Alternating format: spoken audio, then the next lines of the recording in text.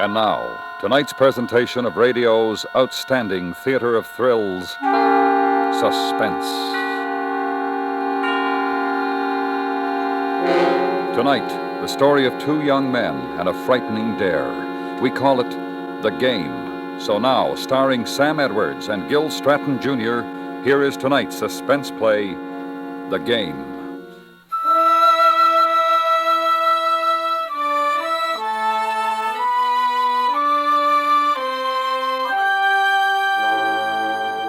There were two of them. They stood on the corner of Main and Elm, leaning back against the wall, indolent. The summer sun warm, bringing to them the astringent odor of soft tar in the cracks of the sidewalk. It was 2:00 by the hands of the jeweler's clock a few doors down the street. And it was at 2:00, quite innocently at first, that the dreadful game began. What do you want to do, Pen? I don't know. You? No, I don't know. I guess we could have a couple of games of ping pong. You got the dough?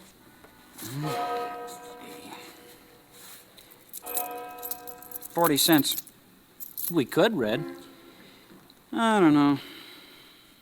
Nah, I don't feel like it. Okay. Hey, we could shoot some pool. What's the matter? You always want to play games. Kid stuff. Know something? What? I feel like getting drunk. You're kidding. I'm not kidding. You're kidding. What do you want to get drunk for? For fun. Some fun. My folks won't be back till later tonight. Not me, boy. Not me. I can get hold of a bottle. Not me, boy. Chicken? That's me. Okay, so long. Hey, Red. Wait a minute. You kidding? What do you want to do that for? You got any better ideas what to do? No, but... Okay, I'll see you.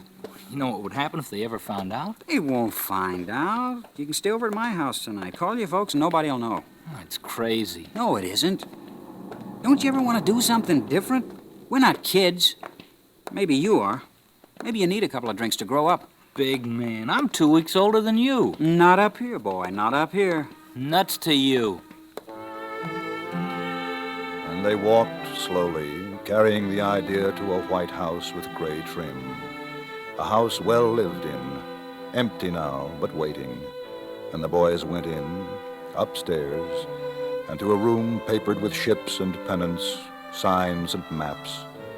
The one, Red, disappeared for a few minutes. The other tried to become interested in a book of fighting ships. He was afraid of what was to come, knowing why, and not quite knowing.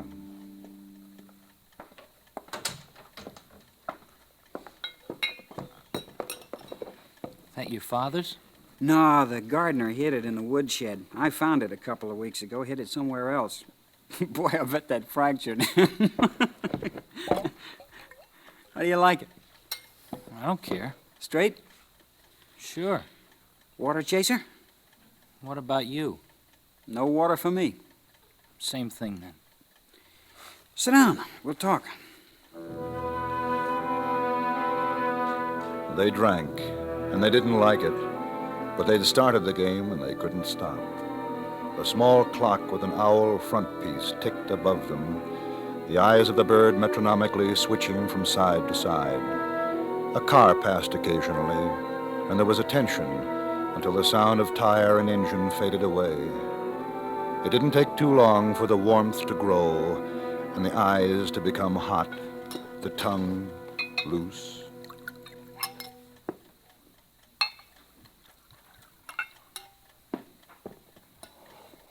Thanks. Boy, not bad, huh? Feel pretty good? Yeah. Pretty good. Boy, Elaine. Wouldn't be bad having her up here now, huh? Yeah. Wouldn't be bad. You ever take her out? A couple of times, I guess. All right, huh? Neck? No, not much. Oh, I thought you two were like that. That's what I heard last term. You kidding? You know what's the matter with you, Pen? What? You're soft. I'm your friend, boy. I can tell you what the other guys say. Think. You know? Guts, boy. Not all there. Not enough. I'm your friend, Penny. I like you. But you gotta have guts. I've got guts. Not enough. And that's what all the guys think. Pin's okay, but kind of soft, you know? Chicken. Yeah? I'm telling you. I don't want to be a pal to a guy who's soft. You gotta be hard, be like the other guys. How do you figure all this? Nobody asked you. I know what I am. I know. I'm not soft, not chicken. You're afraid to get drunk with me. I'm getting drunk with you. Because you're afraid I'd think you were chicken, that's why. That's why. You're crazy. I've seen you afraid, Penny. I had to explain it to the guys. When? When? That time we went shooting ducks with your old man's shotgun. You were chicken then. You're crazy. The guys thought you were. Afraid of the gun. That's not chicken. Well, that's what I told them. But I'm not sure. Let's forget it. You can't run out on that, boy. I'm your friend, Pin. I'm telling you for your own good. Okay, you've told me. I'm chicken, no guts. Forget it. Afraid of a gun. You and me could never go hunting up in the mountains, I'll tell you that. Cut it out. You're a kid. You're chicken. You want to fight? Is that what you want? You want to? Because if you do, What for? That doesn't mean anything. Kid stuff. I got a better idea. You want to really do something that'll show, boy? That'll really show it? Do what? Play a game. You like games. Real easy game to learn. Nothing to it. Here, have a drink. Sit down. Game? Mm-hmm. I read about it a while back. Russian roulette. Never heard of it. Some kind of gambling? I'll tell you. It's real easy. First, you get a gun. A revolver, Penny. Bullet gun. So what? You take one bullet, and you leave it in the gun, see? Then we take turns. What kind of a crazy game is that? We take turns pointing at our heads and pulling the trigger. If nothing happens to you, I take the gun, spin the cylinder, and point it at my head and shoot. You call that a game? Sure. See which one goes chicken first. You never know where the bullet is, and if you spin the cylinder and the bullet comes up on your turn, bluey. That's nuts. Well, in this book, it went on a long time. Then one guy got like you'd get. He was chicken and he folded up. Listen, I'm sick of hearing you say that. I'm sick of it, you hear?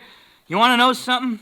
You'd get chicken before me. You. Oh, I wouldn't do it to you, Pen. Don't worry. It wouldn't be fair. Forget it. Wait a minute now. You started this, so go ahead and finish it. Your old man got a gun? Has he? Sure. Okay. You want to be crazy? Okay. Go ahead. Get the gun. Go ahead. Well, go on. Get it. Let's start playing. Red smiled a smile of pity. With deliberate ease, he sauntered from the room. Pin might have seen him stagger a moment as he reached the door, but Pin wasn't looking. He was noticing, for the first time, his hands lying flattened on the table, disassociated. And there was a scar on the right index finger. He'd got it when he cut himself 12 years before on his first borrowed scout knife. Now, the scar, a memory on a trigger finger. He didn't look up again until Red came back with the gun. 38. That's the best gun. Want to hold it? No. I figured you wouldn't. It's okay. We'll forget it. Go ahead. Take out the bullets. Okay. Take out 5, leave 1, huh, Penny? Yeah. Take out 5, leave 1.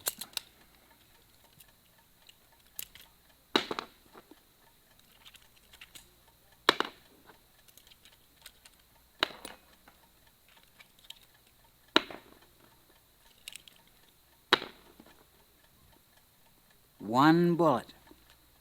For you or for me. Okay? Okay.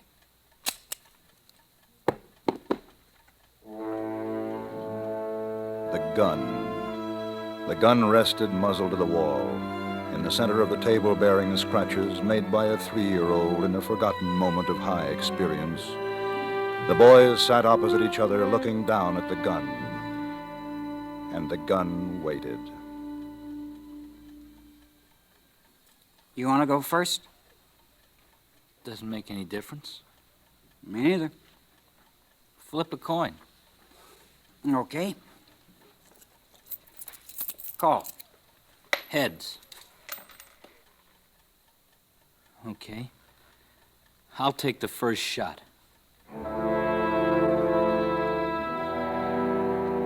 There was a ceremony to the game then. Sportsmanship with the toss of a coin, a drink of whiskey, the glass put down, and next to come, the lifting of the gun. Pin stared at it and thought how he could best reach out to take the handle, gracefully, practically. He had never held a revolver in his life. I've got to spin the cylinder. Yeah. No, the other way. Now. What's the odds the bullet comes up when I shoot? I don't know. 1 in 6, I guess. I don't know. Okay. He was a careful boy, and so he didn't put the muzzle to his head immediately. At this point of the game, there was a numbness which did not allow for speculation of pain, mother, father. Rather, he was surprised by the weight of the gun, the physical oneness with it lying in his hand. He was afraid of it and fascinated in his fear. Red watched, his mouth open a little, eyes reddened with drinking, but bright, watchful, seeing the friend of his youth slowly raise the gun, unsteady, and awkwardly turning the barrel to his head. He wet his lips and waited.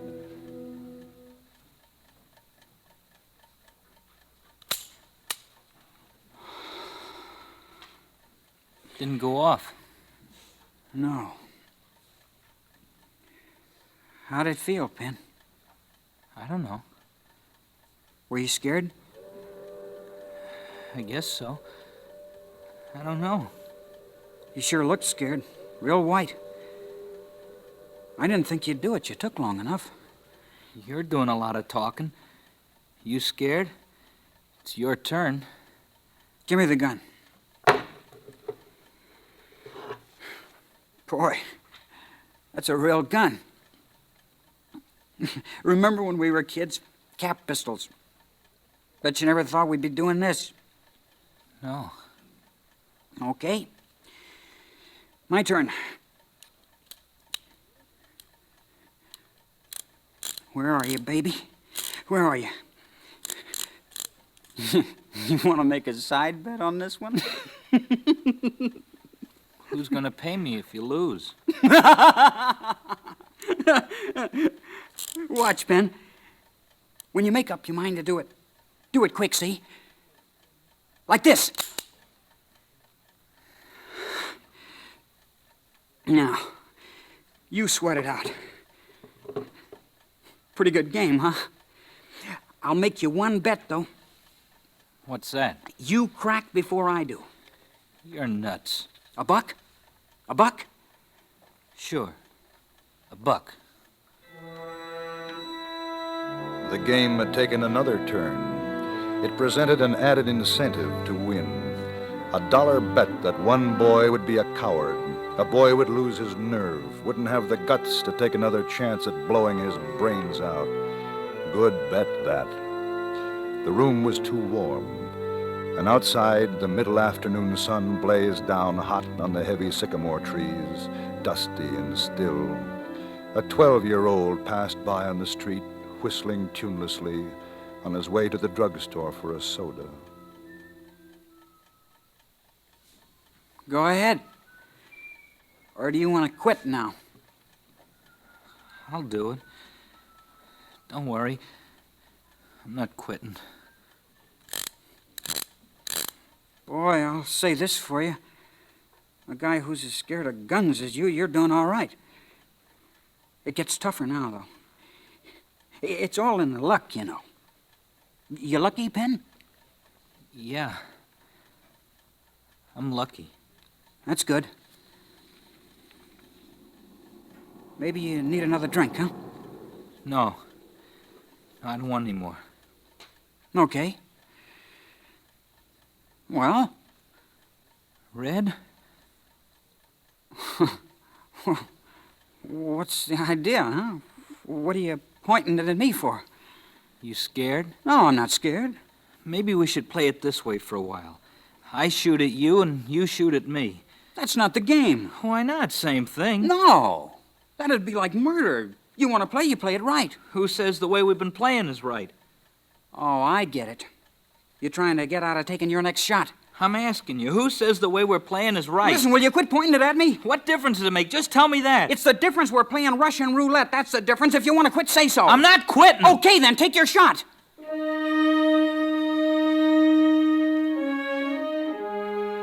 It was a thing to be well considered on the part of Red. The present abstract quality of self-destruction was one thing, but a gun pointed at him, gun held in another hand. This was not a game of his choosing, and he would have no part of it. Suddenly, he knew himself to be sober, terribly sober. And because of this and the fact that the game had mushroomed beyond his understanding, there was no stopping the play. He knew that Pin was sober, too. And as from a great distance, he saw his friend raise the gun, but steadily this time, pressure whitening the index finger, the muzzle touching just at a pulsing vein he had noticed in Pin's temple.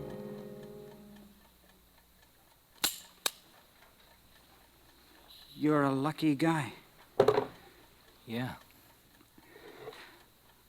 I'm lucky, too. You better be. My turn now. My turn. Why didn't he quit? He's never had guts. Why didn't he quit? Maybe he's so drunk he hasn't got the sense. No, he's not drunk. Why didn't he quit? It's my turn. I gotta do it. He'd tell everyone if I didn't. He'd tell them all and they'd laugh.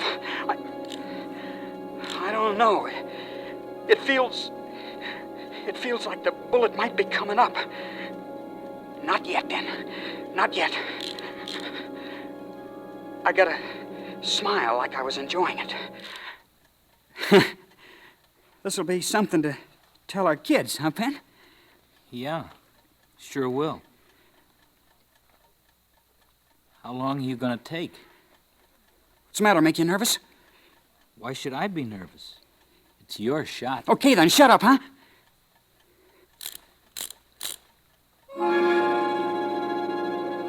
He's scared.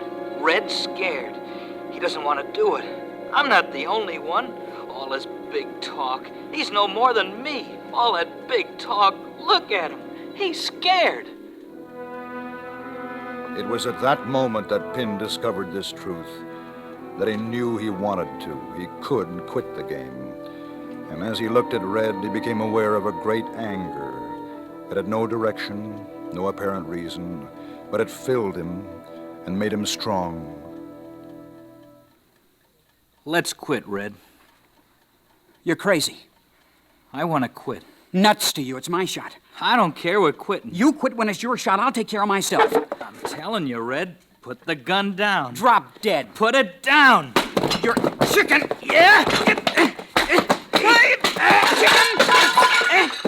No. I'll kill you. I'll kill you.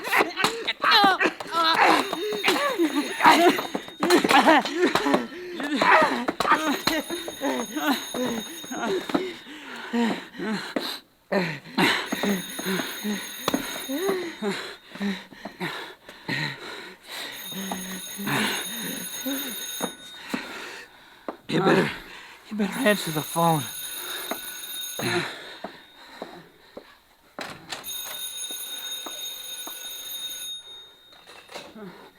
Hello?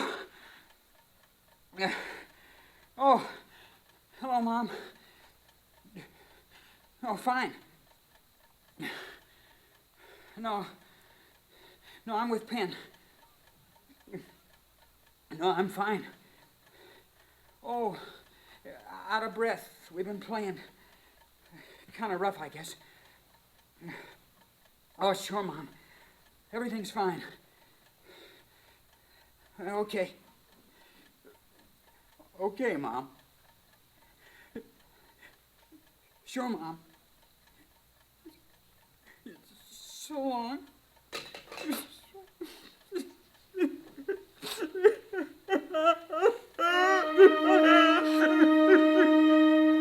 Red stood by the telephone for a long time, and he cried as he hadn't cried for a long time. Pin stayed in the room. He felt it, too, in his throat, the thickness, the tight-held tears.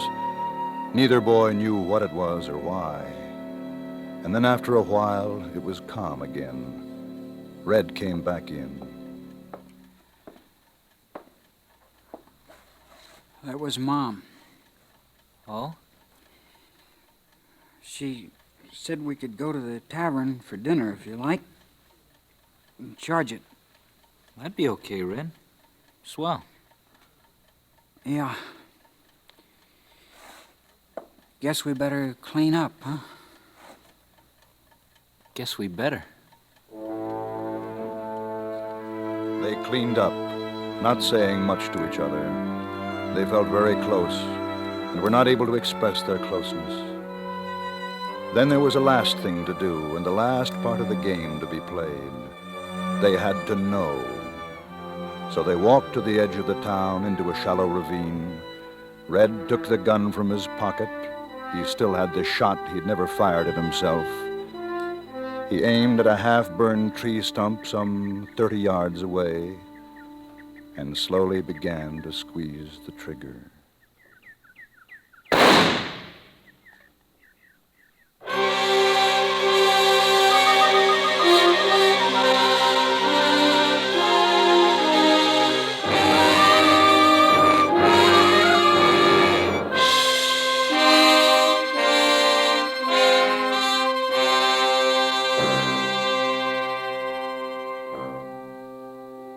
Suspense, in which Sam Edwards and Gil Stratton Jr. starred in tonight's presentation of The Game.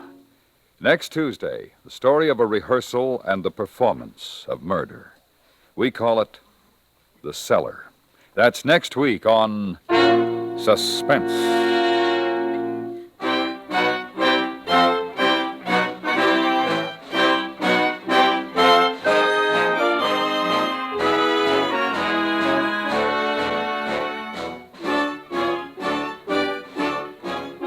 Suspense is produced and directed by Anthony Ellis, who wrote tonight's play. The music was composed by Leith Stevens and Lucien Morawick and conducted by Wilbur Hatch. Featured in the cast was Mr. John Daner. This is the CBS Radio Network.